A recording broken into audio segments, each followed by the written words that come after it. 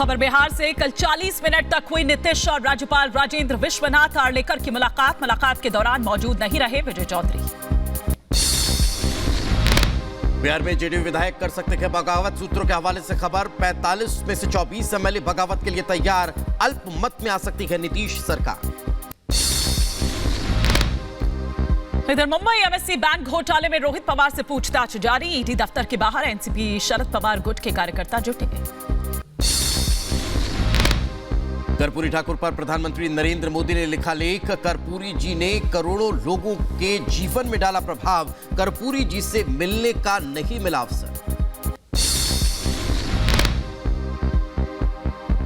खबरों में आगे बढ़ेंगे। मुख्यमंत्री योगी आदित्यनाथ ने कर्पूरी ठाकुर को सम्मानित करने के फैसले का किया स्वागत। सोशल मीडिया पर खुशी जाहिर करते हुए लिखा, सामाजिक न्याय के लिए समर्पित कर्पूरी ठाकुर।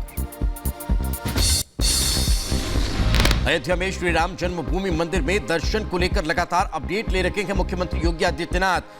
यूपी सीएम के निर्देश पर स्पेशल डीजी प्रशांत कुमार मौजूद।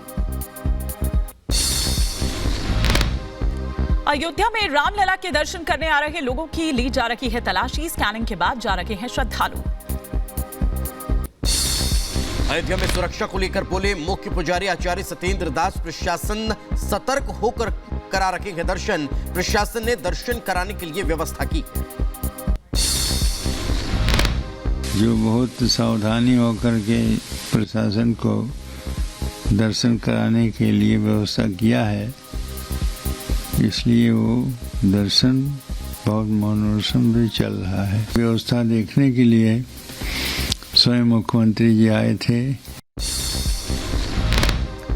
रामलला के दर्शन करने आ रहे भक्तों की सुरक्षा पर बोले रैपिड एक्शन फोर्स के डिप्टी कमांडेंट अरुण कुमार तिवारी। कहा, श्रद्धालुओं को नहीं होगी कोई परेशानी। 1000 जवानों को किया गया है तैनात। अयोध्या में भारी संख्या में पुलिस बल तैनात। 25 जनवरी तक बढ़ाई गई है पुलिस कर्मियों की ड्यूटी। 26 जनवरी तक बढ़ाई गई आरएफ जवानों की ड्यूटी। रामलला के दर्शन करने के लिए उमड़ी श्रद्धालुओं की भारी भीड़। स्पेशल डीजी और प्रमुख गृह सचिव ने संभाला मोर्चा। कहा, हमने लोगों के लिए बनाए चैनल। उत्तर प्रदेश के नोएडा में गणतंत्र दिवस को लेकर चौप्पे चौप्पे पर सुरक्षा बल तैनात। Metro, railway station, bus stand पर जांच अभियान जारी। पश्चिम बंगाल में राशन घोटाला में ईडी की कार्रवाई। टीएमसी नेता शाहजहां शेख के घर पर मारा छापा। 19 दिन पहले छापेमारी के दौरान ईडी की टीम पर हुआ था हमला।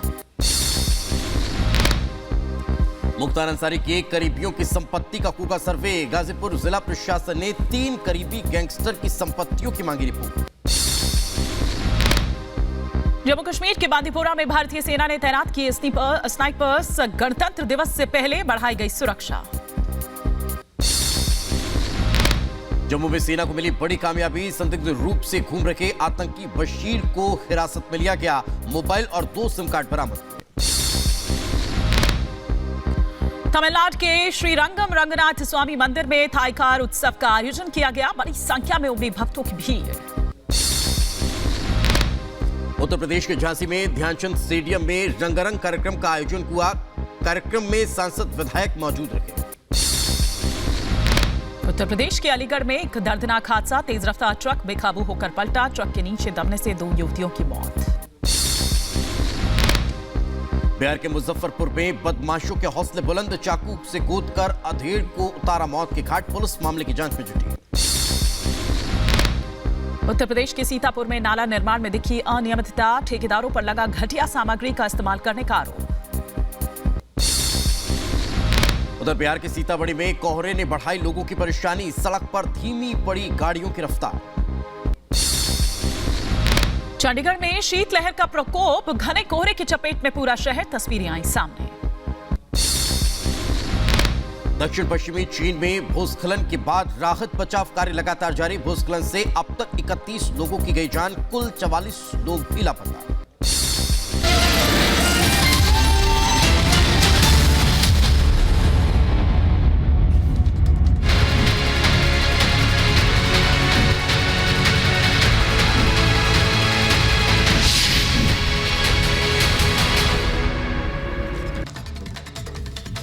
क्या नीतीश के खिलाफ बगावत का माहौल बन रहा है? ये एक बड़ा सवाल यहाँ पर खड़ा हो जाता है। ऐसा इसीलिए क्योंकि तेजस्वी और नीतीश कुमार में बातचीत नहीं हो रही है। कर्पूरी ठाकुर जयंती कार्यक्रम में दोनों ही नेता शामिल हुए थे, आसपास बैठे, बगल बगल बैठे, लेकिन दोनों के बीच में कोई भी बातचीत नहीं हुई। यानी कि तेजस्वी यादव से यहाँ तक कि सवाल जब किया गया तो वो नीतीश के बारे में कुछ भी बोलने से बचते नजर आए। तो क्या बगावती सुर जो है वो यहाँ पर सुनाई पड़ रहे हैं? ये एक बड़ा सवाल यहाँ पर खड़ा हो जाता है, क्योंकि कहीं ना कहीं दोनों के बीच में बातचीत ना होना कई तरफ इशारा करता है। क्या दोनों के बीच में किसी बात को लेकर कोई अनबन है, किसी तरह की तकरार है? ये तमाम तरह की बातें हैं जो अब उठ रही हैं।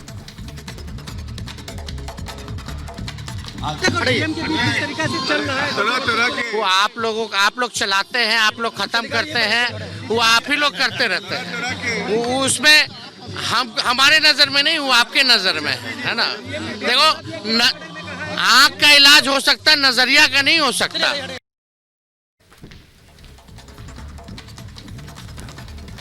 और इस वक्त बिहार की सियासत से एक बहुत बड़ी खबर आ रही है, वो ये कि किस तरह से जो महागठबंधन के जो विधायक हैं वो बगावत कर सकते हैं नीतीश सरकार के खिलाफ। ये इस वक्त बड़ी खबर आ रही है और ऐसे में नीतीश सरकार खतरे में नजर आ रही है। 24 जेडीयू एमएलए बगावत के लिए तैयार है, 11 कांग्रेस एमएलए कर सकते हैं बगावत, सीपीआईएमएल के 9 एमएलए कर सकते हैं बगावत। विधायकों की बगावत के बाद नीतीश सरकार अल्पमत में आ सकती है। तो ऐसे में क्या, किस करवट अब चलेगी बिहार की जो राजनीति है बैठेगी, वो यहां पर देखने वाली बात होगी। लेकिन जिस तरह से ये सामने निकलकर आ रही है, बाकी हो रहे हैं जो तमाम विधायक, वो देखने वाली बात होगी कि किस तरह से अब बिहार सरकार आगे बढ़ेगी। दीपेश, कहीं अब बगावत के सुर जो हैं वो बुलंद होते हुए नजर आ रहे हैं। जो जानकारी है वो ये बताई जा रही है कि जेडीयू के 45 में से 24 जो एमएलए हैं वो बगावत कर सकते हैं। तो बगावती सुर जो हैं वो अब विधायकों ने अख्तियार कर लिए हैं। नीतीश सरकार पर खतरा मंडरा रहा है और सूत्रों के हवाले से खबर है कि जेडीयू विधायक बगावत कर सकते हैं। 45 में से 24 एमएलए जेडीयू छोड़ सकते हैं। इतना कि नहीं, सीपीआईएमएल विधायक भी बगावती सुर अख्तियार कर सकते हैं और 12 में से 9 विधायक जो हैं वो अपना पाला बदलने के लिए तैयार नजर आ रहे हैं। जानकारी तो यह भी है कि कांग्रेस विधायक भी बगावत कर सकते हैं और 19 में से 11 कांग्रेस के विधायक अपना पाला बदल सकते हैं। तो यही कारण है क्या विपक्षी विधायकों के बगावत की वजह से अल्पमत में सरकार आ सकती है। इसी तरह और बड़ी खबर आपको बता देते हैं, कल राज्यपाल से सिर्फ नीतीश कुमार ने बंद कमरे में मुलाकात की थी। नीतीश कुमार ने 40 मिनट तक यहां राज्यपाल से बातचीत की। मुलाकात के दौरान विजय चौधरी उनके साथ राजभवन तो गए, लेकिन बंद